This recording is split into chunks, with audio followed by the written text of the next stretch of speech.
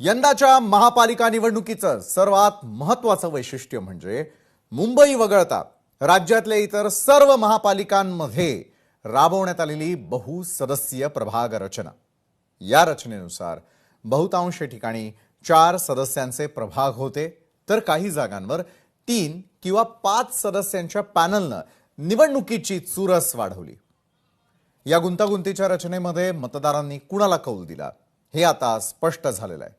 बरं, मतदानाच्या टक्केवारीवरती नजर टाकली तर मात्र मुंबईमध्ये 52.94% मतदारांनी आपला हक्क बजावलाय।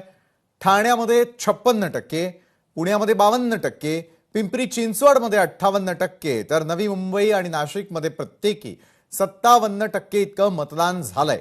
बरं, विशेष म्हणजे परभणीमध्ये 66% आणि जालन्यामध्ये 61% इतकं विक्रमी मतदान झालंय। बरं, यंदाच्या महापालिका निवडणुकीमध्ये भारतीय जनता पक्षानं ऐतिहासिक मुसंडी मारली। 29 पैकी बहुतांश महानगरपालिकांमध्ये भाजपचे सर्वाधिक उमेदवार विजयी झालेले आहेत। बरं, विरोधकांच्या बालेकिल्ल्यानं सुरुंग लावत भाजपनं आपलं निर्विवाद वर्चस्व सिद्ध केलं।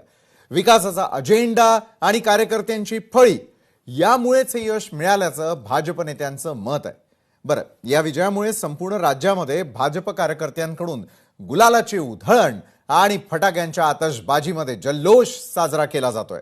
या निकालानं आगामी विधानसभा निवडणुकीपूर्वीच राज्यामधील राजकीय समीकरणं बदलून टाकली आहेत।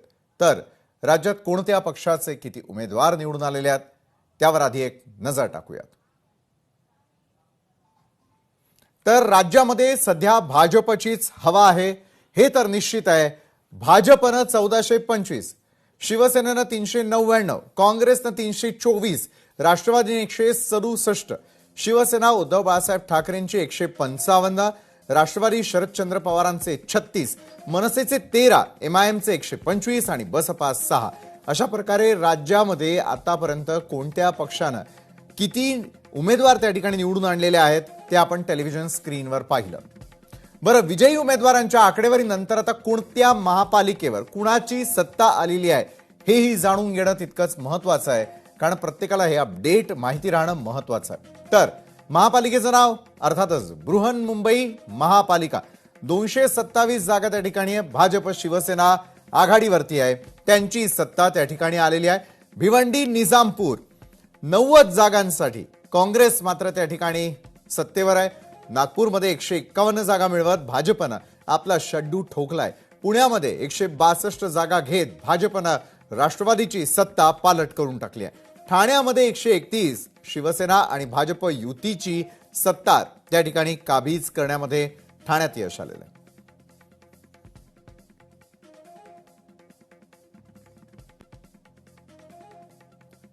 एकंदरीत अहिल्यानगरमध्ये 68 जागा भाजप राष्ट्रवादीची त्या ठिकाणी सत्ता।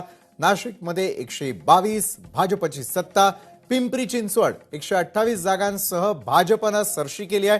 छत्रपती संभाजीनगरमध्ये देखील प्रवेश करत भाजपनं 113 जागा जिंकलेल्या आहेत। वसई विरारमध्ये बहुजन विकास आघाडीनं मात्र आपणच या ठिकाणी सर्वश्रेष्ठ हे 115 जागा राखत दाखवून दिलंय। कल्याण डोंबिवलीमध्ये 122 जागा, नवी मुंबईमध्ये 111 जागा, अकोल्यामध्ये 80 जागा भाजप, अमरावतीत 87 जागा भाजप राष्ट्रवादी, लातूरमध्ये 70 जागांसह काँग्रेस वंचितची सत्ता। नांदेड वाघाळा या ठिकाणी एकूण जागा आहेत 81, भाजप सत्तेत। मीरा भाईंदर 96 जागांसह भाजप। उल्हासनगरमध्ये 78 मध्ये शिवसेना वंचितनं आपल्या जागा राखत त्या ठिकाणी सत्ता प्राप्त केलेली आहे। चंद्रपूरच्या एकूण 66 जागांपैकी काँग्रेस त्या ठिकाणी सत्तेवर। धुळ्यामध्ये 74 जागा आणि भाजप सत्तेत। पाठोपाठ जळगावमध्ये एकूण जागा होते 75, भाजप आली आहे सत्तेत। कोल्हापूरमध्ये एकूण जागा 92, महायुतीची सत्ता। सांगली मिरज कुपवाडमध्ये एकूण जागा 78, महायुती सत्तेत। सोलापूरमध्ये 113 जागा, या जागांमध्ये भाजप आलेली आहे सत्तेत। इचलकरंजीत एकूण जागा 76, भाजपची सत्ता। जालन्यामध्ये एकूण जागा 65, भाजप सत्तेत। पनवेलमध्ये एकूण जागा 78, भाजप आघाडीवर। परभणीमध्ये 65 जागा, एकूण जागांची संख्या ठाकरे आणि काँग्रेस सत्तेत।